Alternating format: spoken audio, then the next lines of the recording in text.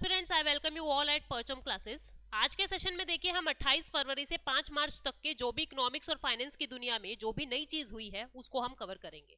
ठीक है, तो आगे बढ़ने से पहले आपको मैं बता दूं, जो हमारी ईयर बुक है, ईयर बुक सॉफ्ट कॉपी और हार्ड बुक दोनों के अंदर अवेलेबल है। जिस बच्चे को नहीं पता ईयर बुक क्या है उसके लिए बता दूं, जनवरी 2022 से लेकर दिसंबर 2022 तक के सारे करंट अफेयर्स जो हैं हमारी बुक के अंदर है, जिसको हम ईयर बुक नाम दे रहे हैं, जिसके अंदर index, ranking, finance, economics, ecology, history, geography, polity, जिस भी सब्जेक्ट से रिलेटेड जो भी न्यूज पूरे साल में हुई है वो सारी न्यूज जो है उस बुक के अंदर अवेलेबल है। ठीक है, तो आप लोग हार्ड कॉपी और सॉफ्ट कॉपी दोनों ले सकते हो। कैसे लोगे? सॉफ्ट कॉपी के लिए आपको जाना होगा parchamclasses.in पे अपना ऑर्डर प्लेस करना होगा, और हार्ड कॉपी अगर आपको चाहिए तो parchamstore.in पे अपना ऑर्डर प्लेस कीजिए, बुक आपके घर तक पहुंच जाएगी। कोर्सेज के बारे में बात करें तो एसएससी जनरल अवेयरनेस का एक कोर्स चल रहा है ऐप पे, एक कोर्स जो है इकोनॉमिक्स का चल रहा है। जीए के कोर्स के अंदर क्या है, history, geography, polity, economy, static GK सब कुछ कवर करवाया जाएगा। पूरा रिकॉर्डेड फॉर्मेट के अंदर आपको ये कोर्स मिलेगा। हमारी पूरी टीम ने मिलकर इस पे मेहनत की है, पूरी टीम ने मिलकर इस पे काम किया है, तो आप लोग इसको परचेज कर सकते हैं। और इकोनॉमिक्स के अंदर जीरो से लेके हाई लेवल तक की इकोनॉमिक्स मैं कवर करवा रही हूँ, और आप दोनों ही कोर्सेज पे 10% का एक्स्ट्रा डिस्काउंट ले सकते हैं। Use code PAIL10 to get 10% extra off. ठीक है, अब हम देख लेते हैं कि कौन कौन सी न्यूज हमारे इस हफ्ते से जुड़ी हुई है। इस हफ्ते इकोनॉमिक्स के अंदर ज्यादा कुछ हुआ नहीं, ज्यादा कुछ समझने का नहीं है, बट फिर भी जो भी थोड़ी बहुत बातें हैं हम लोग इकोनॉमिक्स के वो करंट अफेयर देखते हैं।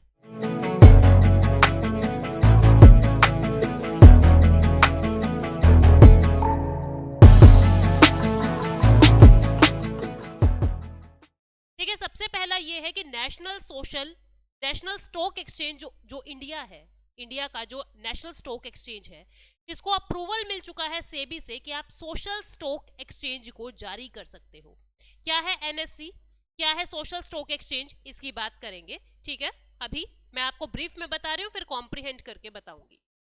दूसरी न्यूज आज हमको जो पढ़नी है, मिनिस्ट्री ऑफ हेल्थ ने कुछ टेलीमेडिसिन की कंपनीज को ऑर्डर भेजा है, कुछ नोटिस भेजा है, कुछ इश्यूज हैं दिमाग में, कुछ कंसर्निंग पॉइंट्स हैं ऑनलाइन मेडिसिन जो आप खरीदते हो उसको लेके, उसी चीज को लेते हुए कुछ नोटिसेस भेजे हैं अलग अलग कंपनी को, Tata, Flipkart, Apollo, PharmEasy, इन सब कंपनीज को नोटिस भेजे हैं। क्यों भेजे हैं समझेंगे, क्या है ई मेडिसिन उसको देखेंगे, ई फार्मेसी के बारे में जानेंगे।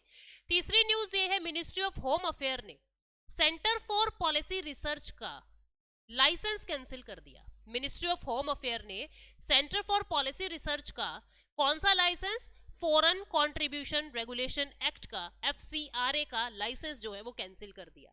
क्या है FCRA और क्या है ये सेंटर फॉर पॉलिसी रिसर्च, इसके बारे में जानेंगे, बट अभी ब्रीफ में पढ़ रहे हैं। इसके बाद जो नेक्स्ट न्यूज आएगी, 4th नंबर की न्यूज, वर्ल्ड बैंक ने $1 बिलियन हमारे हेल्थ सेक्टर के अंदर लोन देने की बात कही है। ये जो लोन है ये अलग अलग फील्ड्स के अंदर यूज होगा, स्पेशली प्रधानमंत्री जो हमारी हेल्थ केयर इंफ्रास्ट्रक्चर के लिए जो योजनाएं चल रही है, प्रधानमंत्री Ayushman Bharat health mission, PM आशा जिसको आप कह रहे हो, उसके अंदर ज्यादा पैसा लगाया जा रहा है। क्या है ये देखेंगे। इसके बाद नेक्स्ट न्यूज जो है that is Raisina hills dialogue. Raisina hills dialogue, Raisina hills कहाँ है? दिल्ली के अंदर है। ठीक है, ये शंग्री-ला डायलॉग के आधार पे बनाया गया है। रायसीना हिल्स जो है एक प्लेस है दिल्ली के अंदर जहाँ पे हमारा प्रेसिडेंट हाउस है, जहाँ पे हमारा प्रेसिडेंट का ऑफिस है, वहाँ पे डायलॉग्स होते हैं हर साल।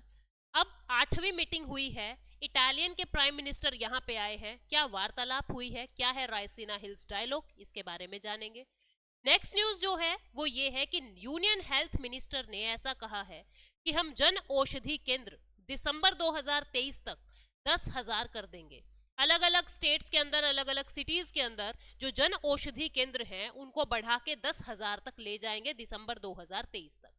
इसके बाद नेक्स्ट न्यूज है विमेन 20 की। ये एक छोटी सी न्यूज है, मैं आपको बताना चाह रही थी बिकॉज मुझे इंपॉर्टेंट लग रहा था तो मैंने इसमें इंक्लूड कर दी। इसको इकोनॉमिक्स, आप इकोनॉमिक्स में ले लीजिए, इंटरनेशनल रिलेशंस में ले लीजिए, जनरली कैसे भी समझ लीजिए, बट आपको इसके बारे में पता होना चाहिए। महिलाओं के बारे में कुछ स्पेशल चीज है तो वो पता होनी चाहिए, पेपर में पूछने के चांसेस ज्यादा बढ़ जाते हैं। तो ये न्यूज है आज की, हम एक एक करके डिटेल में सबको समझते हैं। सबसे पहले तो आप ऐसा समझे कि जो पहली न्यूज है सोशल स्टॉक एक्सचेंज के बारे में, इसको समझें। देखो जो सेबी है, आपको पता है security exchange board of India, जो सेबी है वो रेगुलेटर है फाइनेंस मार्केट का, कैपिटल मार्केट का, शेयर मार्केट का, फाइनेंस मार्केट का रेगुलेटर है। तो जितने भी नए स्टॉक्स, जितने भी नए शेयर्स जारी होते हैं सेबी की परमिशन से ही होते हैं। तो अब क्या हुआ है, national stock exchange, national stock exchange क्या है, ये एक ऐसा प्लेटफॉर्म है जहां पे आप अपने स्टॉक्स को एक्सचेंज कर सकते हो, अपने गवर्नमेंट, अपने बॉन्ड्स को खरीद सकते हो या बेच सकते हो। नेशनल स्टॉक एक्सचेंज को अप्रूवल मिल गया है कि आप लोग अब सोशल स्टॉक एक्सचेंज चला सकते हो। आप क्या चला सकते हो, सोशल स्टॉक एक्सचेंज चला सकते हो। ऐसा ही same approval Bombay stock exchange को भी मिल गया है कि आप भी सोशल स्टॉक एक्सचेंज चला सकते हो। ये सोशल स्टॉक एक्सचेंज होता क्या है, स्टॉक्स क्या होते हैं, आपके शेयर्स, यानी आप फंड रेज कर रहे हो, आप पैसा मंगवा रहे हो अपने पास कुछ अच्छा करने के लिए, कुछ सोशल कोज के लिए। अब समझो, जैसे बहुत सारी ऐसी ऑर्गेनाइजेशन होती है जो एजुकेशन पे काम करना चाहती है, बच्चों की एजुकेशन के लिए काम करना चाहती है, लड़कियों की सिक्योरिटी के लिए काम करना चाहती है, एनवायरमेंट प्रोटेक्शन के लिए काम करना चाहती है, क्लाइमेट डिग्रेडेशन को रोकने के लिए काम करना चाहती है। ये सब कैसे कॉजेज हैं, ये सब सोशल कॉजेज होते हैं, ये सब सामाजिक काम है जो पूरे समाज का भला करेंगे। लेकिन उन ऑर्गेनाइजेशंस के पास पैसे की कमी है, पैसा है नहीं, क्योंकि वो खुद क्या है, खुद तो वो एनपीओ है, खुद तो नॉन प्रॉफिट ऑर्गेनाइजेशन है। ठीक है, प्रॉफिट के लिए तो काम करते नहीं है, सोशल कोज के लिए काम कर रहे हैं, वो नॉन प्रॉफिट ऑर्गेनाइजेशंस है। तो जो नॉन प्रॉफिट ऑर्गेनाइजेशन है या फिर ऐसी प्रॉफिट ऑर्गेनाइजेशन भी जो सोशल कोज के लिए काम कर रही है, सामाजिक चीज के लिए काम कर रही है, समाज के भले के लिए काम कर रही है, उनको अगर पैसा चाहिए, उनको अगर फंड चाहिए, तो वो लोग क्या कर सकते हैं, वो लोग नेशनल स्टॉक एक्सचेंज और बॉम्बे स्टॉक एक्सचेंज, इनकी मदद से अपने शेयर्स जारी कर सकते हैं, जिसके अंदर जैसे हम रिलायंस के अंदर पैसा लगा रहे हैं, जैसे हम किसी दूसरी कंपनी में पैसा लगा रहे हैं, ऐसे ही इन कंपनीज के अंदर भी इनके शेयर्स भी हम खरीद सकेंगे। ठीक है, तो क्या कह दिया एनएससी और बीएससी को कि आप सोशल कोज वाली कंपनीज के शेयर्स को अब जारी कर सकते हो, मार्केट में निकाल सकते हो। ठीक है, ये न्यूज थी। अब इसके बारे में हम डीप में चले जाते हैं, फैक्चुअल डिटेल के बारे में पता करते हैं। तो सोशल स्टॉक एक्सचेंज क्या होता है ये आप लोग समझ चुके हो। ठीक है, ये क्या कह रहा है, ये एक सेपरेट सेगमेंट की तरह काम करेगा, मतलब कि स्टॉक एक्सचेंज के अंदर ही एक अलग सेगमेंट हो गया, एक ऐसा सेगमेंट जिसके अंदर जितना भी पैसा आएगा वो सोशल पर्पस के लिए ही यूज किया जाएगा। ठीक है, सोशल इनिशिएटिव्स लेने के लिए फाइनेंस को उठाया जा रहा है, फाइनेंस को लिया जा रहा है। ठीक है, रिटेल इन्वेस्टर्स भी इसके अंदर, आपके और मेरे जैसे लोग भी इसके अंदर इन्वेस्ट कर सकते हैं, लेकिन कैसी कंपनीज में। आप ना एक बात को समझना, आप एक बात को समझो, जो ये कंपनीज होती है ना, ये दो तरीके की होती है। एक को तो कहते हैं नॉन प्रॉफिट ऑर्गेनाइजेशन, जिनको प्रॉफिट नहीं चाहिए, नॉन प्रॉफिट काम कर रहे हैं। ठीक है, एक होते हैं for profit organisation, for profit organisation. अब जो रिटेल लोग हैं, आपके और मेरे जैसे रिटेल इन्वेस्टर हैं, आम जन है, वो तो केवल इन ऑर्गेनाइजेशन के अंदर पैसा लगा सकती है। बचे हुई जितनी भी कंपनीज हैं, जितने भी और लोग हैं, वो एनपीओ में पैसा लगा सकते हैं। ठीक है, फिर समझे, जो रिटेल इन्वेस्टर हैं वो केवल प्रॉफिट ऑर्गेनाइजेशन के अंदर ही पैसा लगाएंगे, लेकिन जितने भी बाकी जन हैं वो नॉन प्रॉफिट में भी लगा सकते हैं, प्रॉफिट में भी लगा सकते हैं। ठीक है, इस बात को समझना। जो एनपीओ वाले हैं वो अपना फंड कैसे मार्केट से उठाएंगे, ये अपना फंड कैसे रेज करेंगे, ये zero coupon, zero coupon, zero principal bond निकालेंगे, zero coupon, zero principal bond निकालेंगे। कौन, एनपीओ वाले zero coupon zero principal bond निकालेंगे। ठीक है, zero coupon zero principal bond निकालेंगे। अब तुम इस बात को समझना, जीरो कूपन जीरो प्रिंसिपल का मतलब क्या है, जो एनपीओ है वो ना तो इंटरेस्ट दे रही है, कूपन नहीं दे रही यानी इंटरेस्ट नहीं दे रही, और ना ही प्रिंसिपल अमाउंट दे रही है, प्रिंसिपल भी वापस नहीं करेगी। मतलब कहने का मतलब ये है, एनपीओ के पास जो पैसा जाएगा वो एक तरीके की डोनेशन है, वो एक तरीके का चंदा है जो आपको वापस नहीं मिलेगा। ठीक है, जबकि जो फॉर प्रॉफिट ऑर्गेनाइजेशन है ये अपने शेयर्स जारी करेंगे, ये अपने बॉन्ड्स जारी करेंगे, जैसे एक साधारण कंपनी अपने शेयर और बॉन्ड्स जारी करती है, जिसमें इन्वेस्टर्स को जो है वो प्रिंसिपल भी मिलता है, जिसमें इन्वेस्टर्स को डिविडेंड भी मिल रहा है, जिसमें इन्वेस्टर्स को इंटरेस्ट भी मिल रहा है। ठीक है, तो ये एनपीओ कैसे फंड रेज करेगी और फॉर प्रॉफिट ऑर्गेनाइजेशन कैसे फंड रेज करेगी, ये आपको समझ आ गया। फॉर प्रॉफिट ऑर्गेनाइजेशन में जो रिटेल इन्वेस्टर हैं वो केवल फॉर प्रॉफिट ऑर्गेनाइजेशन में पैसा लगा सकते हैं, और जो बचे हुए बाकी लोग हैं वो एनपीओ में भी पैसा लगा सकते हैं। अब एक एक करके हम अपनी स्लाइड पे चलते हैं, ठीक है। ये क्या कह रहा है कि जो रिटेल इन्वेस्टर है वो केवल फॉर प्रॉफिट सोशल एंटरप्राइज के अंदर ही पैसा लगा सकते हैं। ओनली इंस्टीट्यूशनल इन्वेस्टर्स और नॉन इंस्टीट्यूशनल इन्वेस्टर्स बची हुई अदर केसेस के अंदर पैसा लगा सकते हैं। इंस्टीट्यूट्स जो है एनपीओ में भी पैसा लगाएंगे, बट रिटेल वाले केवल प्रॉफिट ऑर्गेनाइजेशन में लगाएंगे। एलिजिबिलिटी क्या है, कौन से एनपीओ जो है या कौन से फॉर प्रॉफिट सोशल एंटरप्राइजेस जो है वो इसके अंदर एलिजिबल है मार्केट में अपने शेयर निकालने के लिए। एलिजिबिलिटी क्राइटेरिया क्या है, एक तो आपका कॉज सोशल होना चाहिए। ऐसा नहीं है पैसा लेके आपने कोई इंफ्रास्ट्रक्चर डेवलप कर दिया, ऐसा नहीं। आपका जो कॉज है, जो पैसा खर्च करने की जगह है, वो बिल्कुल सोशल होनी चाहिए, पहली चीज तो ये, ठीक है। और 17 गाइडलाइंस दी हुई है कि आप लोग हंगर रिलेटेड काम करो, पॉवर्टी खत्म करने के लिए काम करो, माल न्यूट्रिशन को खत्म करने के काम करो, एजुकेशन प्रमोट करने का काम करो, नौकरी बढ़ाने का काम करो, इक्वालिटी का काम करो, एनवायरनमेंट के लिए काम करो। अगर इन चीजों के लिए आप काम कर रहे हैं तो आपको पैसा मिल जाएगा। किनको मौका नहीं मिला अपने शेयर्स निकालने का, ऐसी ऑर्गेनाइजेशन जिनको कोई ना कोई कंपनी, जिनको कोई ना कोई कॉरपोरेट, जैसे भाई मान लीजिए अडानी, अंबानी, ठीक है, बिरला, टाटा, रतन टाटा जी, इस तरीके से कोई भी अगर कॉरपोरेट किसी को फंडिंग कर रहे हैं, ऐसी ऑर्गेनाइजेशन को अपने शेयर निकालने का मौका नहीं मिलेगा। कोई रिलीजियस ऑर्गेनाइजेशन है, कोई धर्म को बढ़ाने के लिए पैसा चाह रही है, उनको शेयर जारी करने का मौका नहीं मिलेगा। कोई ट्रेड एसोसिएशन है, कोई अपने प्रोफेशनल पर्पस के लिए ऐसा कह दे कि हम तो सोशल कॉज करेंगे, हम तो ये करेंगे, तो प्रोफेशनल और ट्रेड एसोसिएशन को भी इस तरीके से अपने शेयर्स जारी करने का मौका नहीं मिलेगा। हाउसिंग कंपनीज को अपने शेयर जारी करने का मौका नहीं मिलेगा, ठीक है। कोई भी ऐसी कंपनी, कोई भी ऐसी एनपीओ, नॉन प्रॉफिट ऑर्गेनाइजेशन, जिसके अंदर 50% से ज्यादा कोई कॉरपोरेट फंड डाल रहा है, कोई बड़ा बिजनेसमैन, कोई बड़ा इंडस्ट्रियलिस्ट अगर 50% से ज्यादा की फंडिंग उस एनपीओ में कर रहा है तो वो भी इनएलिजिबल कहलाएंगे, उनको भी मौका नहीं मिलेगा।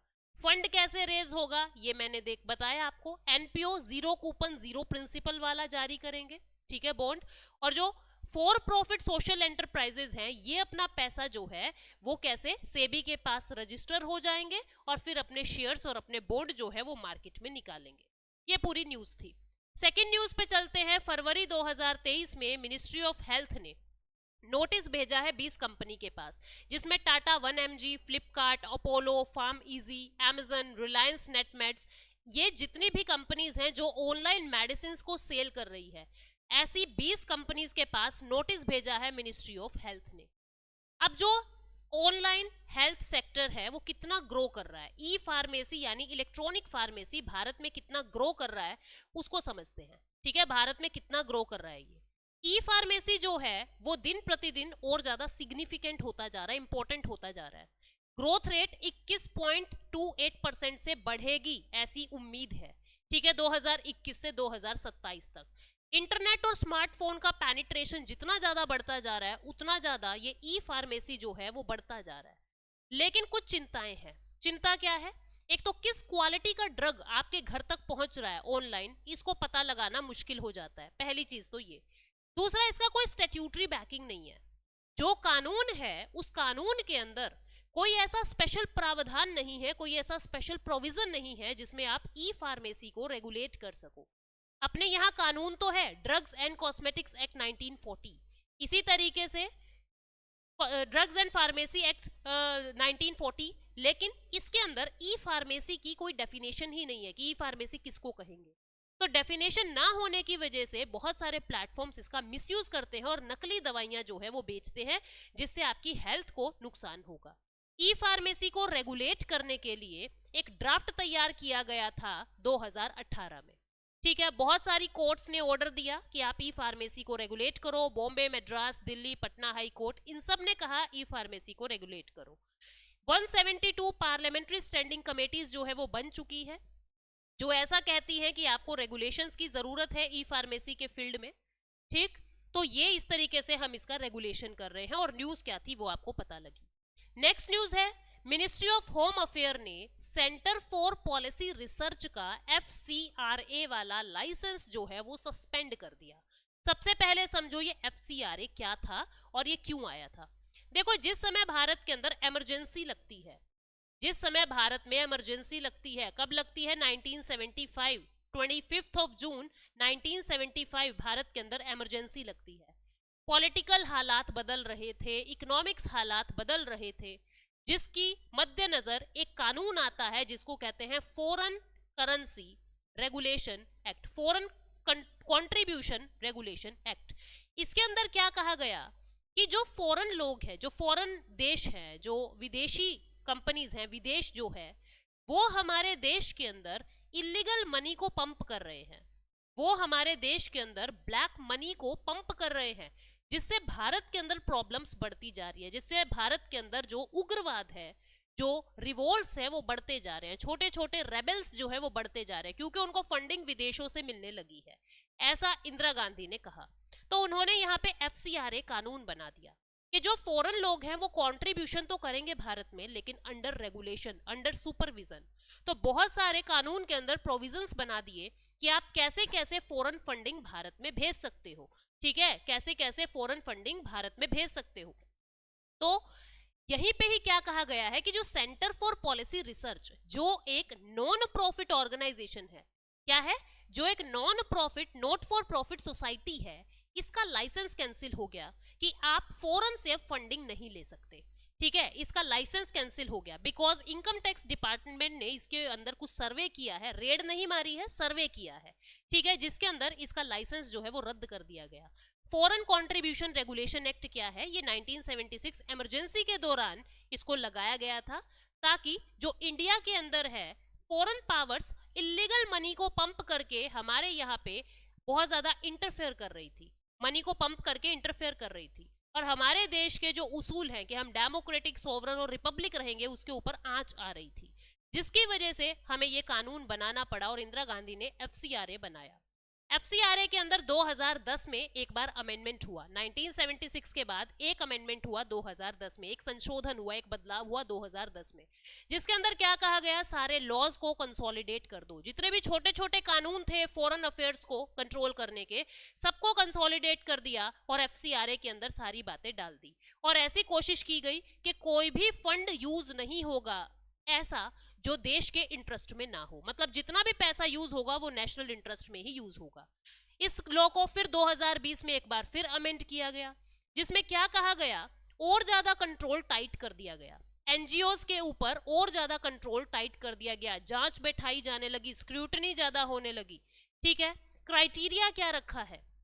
क्राइटेरिया कि क्या क्या चीजें होनी चाहिए। एक तो कोई भी कंपनी जो फॉरेन से फंडिंग मांग रही है या फॉरेन से फंडिंग रेज कर रही है, उसको इस एक्ट के अंडर रजिस्टर्ड होना पड़ेगा। दूसरा, उसका बैंक अकाउंट ओपन होगा, कहाँ पे? दिल्ली की जो SBI ब्रांच है, SBI दिल्ली के अंदर उसका एक अकाउंट ओपन होगा और उसी अकाउंट में फॉरेन से पैसा आना चाहिए, ठीक है। तीसरा क्या है? To utilise those funds only for the purpose of which they have been received and as stipulated in the act. वो क्या कह रहा है कि वो जो फंड आपके पास आया है, आप उसी पर्पस के लिए यूज करो जिसके लिए आपने मंगवाया है। ऐसा नहीं है मंगवा लिया एजुकेशन प्रमोट करने के लिए और फिर उसे टेररिस्ट फंडिंग कर रहे हो, ये चीज नहीं होनी चाहिए, ठीक है। ये बातें कही गई है कि FCRA रजिस्ट्रेशन एसोसिएशंस को भी मिलता है और इंडिविजुअल्स को भी मिलता है, ठीक है, जिनका कुछ ना कुछ कल्चरल, इकोनॉमिक, एजुकेशनल, रिलीजियस या सोशल प्रोग्राम होता है, उनको ये मौके मिलते हैं। एक बार अगर आपको लाइसेंस मिल गया तो 5 साल तक आपको उसकी वैलिडिटी मिलेगी, 5 साल की, और जैसे ही 5 साल खत्म हो जाएंगे, 6 महीने के अंदर अंदर आपको मौका मिलेगा कि आप उसको फिर से रिन्यू कर दीजिए। एक्सपायरी डेट के अंदर 6 महीने के अंदर अंदर आपको रिन्यू करवाने का मौका मिलेगा। गवर्नमेंट भी FCRA रजिस्ट्रेशन को कैंसिल कर सकती है किसी भी NGO की, अगर वो NGO जो है इस एक्ट को वायलेट करता है, इस एक्ट को तोड़ता है, ठीक है। एक बार अगर NGO का रजिस्ट्रेशन कैंसिल हो गया तो वो फिर से री रजिस्ट्रेशन 3 साल तक के लिए, मान लीजिए उसका 2020 में रजिस्ट्रेशन कैंसिल हो गया तो 2023 तक उसको कोई नया रजिस्ट्रेशन नहीं मिलेगा, कोई नया लाइसेंस नहीं मिलेगा। तो अभी क्या कहा है कि सेंटर फॉर पॉलिसी रिसर्च जो है सेंटर फॉर पॉलिसी रिसर्च, इसका लाइसेंस कैंसिल हो गया, मतलब 2026 तक अब इसको कोई लाइसेंस नहीं मिलेगा। 2022 के रूल्स भी नए आए हैं, जिसके अंदर जो अपराध है उसकी सजा बढ़ा दी और नंबर ऑफ ऑफेंसेस बढ़ा दिए। पहले 7 काम को अपराध माना जाता था, अब 12 कामों को अपराध माना जाता है। ठीक है, कम से कम, मतलब कि अगर कुछ लिमिट्स रखी है। पहले लिमिट थी 1 लाख रुपए की, आप 1 लाख रुपए रिसीव कर सकते हैं, लेकिन अब क्या कर दी कि 10 लाख तक की जो लिमिट है वो आपको रखनी पड़ेगी। एक बार में 10 लाख रुपए आपके बैंक अकाउंट में आ सकते हैं। ये बात एफसीआरए कानून के लिए थी। अब नेक्स्ट न्यूज पे चलते हैं। ये क्या कह रहा है कि वर्ल्ड बैंक ने यूएसडी 1 बिलियन डॉलर जो है इंडिया को दिया है, ताकि हम पैंडेमिक से लड़ सके और हम अपने हेल्थ केयर इंफ्रा को और ज्यादा अच्छा कर सके। इसको 2 लोन 500 मिलियन करके 2 बार देगा और तो 1 बिलियन होगा। एक बार में सारे पैसे नहीं आ रहे हैं। ठीक है, कहां कहां ये पैसा चैनलाइज होगा, ये पैसा कहां कहां लगेगा? एक तो पैसा लगेगा पीएम अभीम में, यानी प्रधानमंत्री Ayushman Bharat health infrastructure mission. इसके अंदर हॉस्पिटल्स की फैसिलिटीज को बढ़ाया जाएगा, बेडिंग की फैसिलिटीज को बढ़ाया जाएगा, मशीनों की फैसिलिटी, ऑक्सीजन कंसंट्रेटर की फैसिलिटी, इनको बढ़ाया जाएगा, इंफ्रास्ट्रक्चर को डेवलप किया जाएगा। ठीक है, इंफ्रास्ट्रक्चर को डेवलप किया जाएगा। और जो ये लोन मिला है, इसको 18.5 साल तक के लिए आपको मिला है, लोन मिला है ये, और 18.5 साल तक के लिए, 18.5 साल में वापस कर देना, नहीं कर सके तो 5 साल का ग्रेसिंग पीरियड भी मिलेगा आपको, वे 23.5 साल तक आप वापस कर देना। Public health system pandemic preparedness programme के अंदर $500 मिलियन यूज किया जाएगा, एपिडेमिक से लड़ने के लिए $500 मिलियन।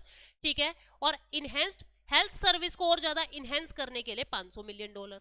मतलब कि पैंडेमिक से लड़ने के लिए $500 मिलियन खर्च करोगे और हेल्थ सर्विसेज को और ज्यादा इनहेंस करने के लिए 500 मिलियन। इस तरीके से 2 टुकड़े कर दिए लोन के। और कोशिश क्या है कि आंध्रा, केरला, मेघालय, उड़ीसा, पंजाब, तमिलनाडु और उत्तर प्रदेश के अंदर हमको फैसिलिटीज ज्यादा करनी है। हेल्थ सर्विस डिलीवरी जो है इन 7 स्टेट्स के अंदर हमको ज्यादा बढ़ानी है। इंडिया के अंदर हेल्थ का स्टेटस अभी क्या चल रहा है? हमारी जो लाइफ एक्सपेक्टेंसी है, मतलब जब हम पैदा हो जाएंगे और मरने तक का जो कार्यकाल है वो बढ़ता जा रहा है। पहले लोग जल्दी मर जाते थे, अभी लेट मर रहे हैं। कह रहे हैं कि 58 से बढ़ के 70। भाई पहले एक एवरेज अगर हम ले तो 58 साल की उम्र होती थी, अब 70.19% हो गई है, 19 ईयर्स हो गई है भारत के अंदर। लगभग 70 साल की उम्र तक भी बंदा जिंदा रहता है। ठीक है, अंडर 5 मोर्टेलिटी जो है वो भी इंप्रूव हो गई है पहले से, इनकम लेवल इंप्रूव हो रही है। लेकिन अपने यहाँ पे मेजर इशू क्या है हेल्थ के अंदर? मेजर इशू क्या है? एक तो मेडिकल इंफ्रा एडिक्वेट नहीं है, जितना चाहिए उतना मेडिकल इंफ्रा अपने पास नहीं है। डॉक्टर पेशेंट रेशो के अंदर गैप है, पेशेंट्स ज्यादा हैं, डॉक्टर कम है। ठीक है, एडिक्वेट मेंटल हेल्थ केयर की कोई फैसिलिटी नहीं है। Mental health care, mental retardness बहुत ज्यादा फैलती जा रही है, लेकिन उसको लेके भारत के अंदर कोई ज्यादा अच्छी फैसिलिटीज नहीं है। नेक्स्ट न्यूज क्या है? Raisina hills dialogue. ये क्या कह रहा है कि इटली के प्राइम मिनिस्टर, जिनका नाम है गियोर्गिया मेलोनी, ये भारत के अंदर आते हैं। ये चीफ गेस्ट रहे। 2 से 3 मार्च को रायसीना हिल्स डायलॉग जो है वो कंडक्ट करवाया गया। ये 8वीं बार हम रायसीना हिल्स की मीटिंग कर रहे थे। ठीक है, ये मार्च 2 से 4 मार्च तक चली है, ये 8वीं थी। रायसीना हिल्स क्या है? ये एक प्लेस है दिल्ली के अंदर जहां पे राष्ट्रपति भवन है। ठीक है, ये इंडिया का प्राइमरी कॉन्फ्रेंस है। पहले यहाँ पे वायसराय हाउस होता था, फिर उसकी जगह हमने राष्ट्रपति भवन बना दिया। रायसीना डायलॉग क्या है? इंडिया की एक बहुत इंपॉर्टेंट कॉन्फ्रेंस होती है जिसके अंदर जियो पॉलिटिक्स और जियो इकोनॉमिक की बात की जाती है। मतलब वैश्विक स्तर पे पॉलिटिक्स कैसे चल रहा है, वैश्विक स्तर पे इकोनॉमी कैसे चल रहा है, उसको और अच्छा कैसे कर सकते हो, इसकी बातें यहाँ पे चलती है। दिल्ली के अंदर ये एनुअली होता है, 2016 से शुरू हो गया था। कौन इसको ऑर्गेनाइज करवाता है? ORF, ऑब्जर्वर रिसर्च फाउंडेशन नाम का एक थिंक टैंक है। ठीक है, एक थिंक टैंक है जो इसको ऑर्गेनाइज करवाता है मिनिस्ट्री ऑफ एक्सटर्नल अफेयर के साथ मिलकर। ठीक है, आगे बढ़ते हैं। ये जो डायलॉग है इसके अंदर बहुत सारे स्टेक होल्डर्स आते हैं, सबकी नजरें रहती हैं बड़े बड़े जर्नलिस्ट की कि इस बार क्या मीटिंग में बातें हुई है, एकेडमिक्स की, स्कॉलर की, रिसर्चर की, ये जो स्पेशल फील्ड के अंदर पढ़ाई कर रहे हैं, PhD होल्डर्स हैं, इन सबकी नजरें रहती है इस डायलॉग पे। क्यों? क्योंकि इसके अंदर बहुत सारी ऐसी बातें अपने को पता लगती है कि ऑल ओवर वर्ल्ड में हमारा इंटरनेशनल रिलेशंस जो है अलग अलग देशों के साथ वो किस करवट बैठने वाला है। तो बहुत सारा आइडिया इस मीटिंग से लग जाता है, काफी इंपॉर्टेंट ये मीटिंग है। ऑब्जर्वर रिसर्च फाउंडेशन की अगर बात करें जो इसको ऑर्गेनाइज करता है, वो 1990 में स्टैब्लिश हुआ था। ये एक independent non partisan think tank है। दिल्ली का ये एक थिंक टैंक है जो foreign policy, good governance, economic development इनकी बातें करता है। इसके अलावा ORF जो है वो climate change, energy, cyber issues, economic development, national securities इनकी भी बातें करता है। ठीक है, तो इसके बाद हम नेक्स्ट न्यूज पढ़ेंगे।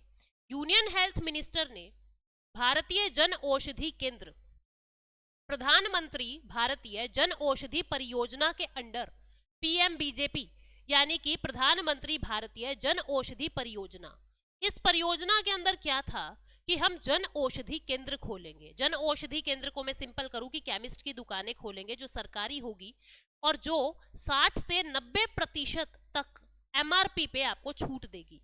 मतलब कि जो दवाई और दुकानों पे 400 रुपए की मिल रही है, यहाँ पे सिर्फ 40 से 50 रुपए की आपको मिल जाएगी, ऐसा कहा जा रहा है। मतलब जेनरिक ड्रग्स को प्रमोट करने के लिए ये जन औषधि केंद्र बने थे। प्रमोट तो क्या कहूं, मतलब अफोर्डेबल प्राइसेस पे लोगों को दवाइयां मिल जाए, इसके लिए जन औषधि केंद्र बनाए थे। न्यूज में क्यों है, क्योंकि प्रधानमंत्री जो यूनियन हेल्थ मिनिस्टर है उन्होंने ये कहा है कि हमने 9,082 जन औषधि केंद्र बना दिए हैं और दिसंबर 2023 तक हम इसको 10,000 पे लेके जाने वाले हैं। ठीक है, इसको इंप्लीमेंट कौन करता है? प्रधानमंत्री भारतीय जन औषधि परियोजना को इंप्लीमेंट कौन करता है?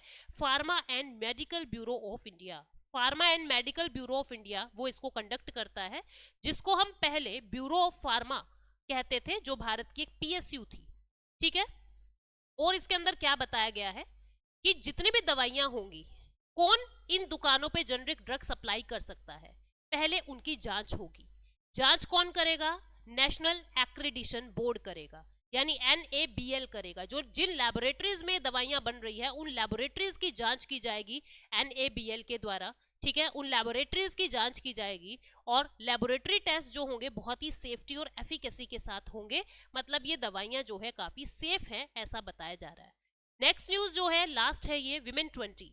जैसे G20 होता है, G20 के अंदर ही 2 दिन के लिए मीटिंग चली महिलाओं के लिए स्पेशल, जिसको नाम क्या दिया? विमेन 20। ये कहां पे कंडक्ट की गई? औरंगाबाद, महाराष्ट्र के अंदर। G20 मीटिंग की तर्ज पे W20 यानी विमेन 20 हम लोगों ने अनाउंस किया, जिसके अंदर महिलाएं 2 दिन के लिए मीटिंग करती है और महिलाओं का economic development, social development, educational development कैसे हो सकता है वो बातें चलती है। तो ये न्यूज थी आज की। ठीक है, इकोनॉमिक्स में बहुत कुछ जानने का नहीं था इस हफ्ते, जो था हमने बात की। अब मैं आपसे कुछ क्वेश्चंस पूछ लेती हूँ। आज का क्वेश्चन नंबर 1 ये है। क्वेश्चन नंबर 1 क्या है कि सबसे पहला क्वेश्चन, रायसीना हिल डायलॉग्स, रायसीना हिल्स डायलॉग में चीफ गेस्ट कौन बना है? अब की बार चीफ गेस्ट कौन है भारत का? ठीक है, ये बात है। दूसरा क्वेश्चन आपको ये बताना है कि प्रधानमंत्री, या मैं इसको ना लेके मैं कह रही हूं कि जो सोशल स्टॉक एक्सचेंज है, सोशल स्टॉक एक्सचेंज है, उसके अंदर रिटेल इन्वेस्टर कहां पे इन्वेस्ट कर सकते हैं?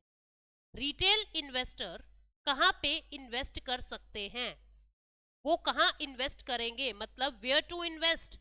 ठीक है, वेयर टू इन्वेस्ट, कहां पे इन्वेस्ट करेंगे रिटेल इन्वेस्टर? मैंने आपको कैटेगरी बताई है, तो आपको ये बताना है सोशल स्टॉक एक्सचेंज में रिटेल इन्वेस्टर कहां पे इन्वेस्ट करेंगे। ये 2 क्वेश्चन आपको कमेंट सेक्शन में बताने हैं। आई होप आप लोग बताएंगे और बिल्कुल सही बताएंगे। पूरी वीडियो सुनना, उसके बाद इसका आंसर करना। कोई गलत होगा तो मैं रिप्लाई करूंगी। मैं सभी के कमेंट्स पढ़ती हूँ, रिप्लाई भी करती हूँ जहां मुझे जरूरत लगती है। जुड़े रहिए, बने रहिए। ठीक है, मंडे शाम को 7 बजे, एवरी मंडे ये फाइनेंस के अफेयर्स आप लोगों तक पहुंच जाते हैं। Thank you so much, take care, bye bye.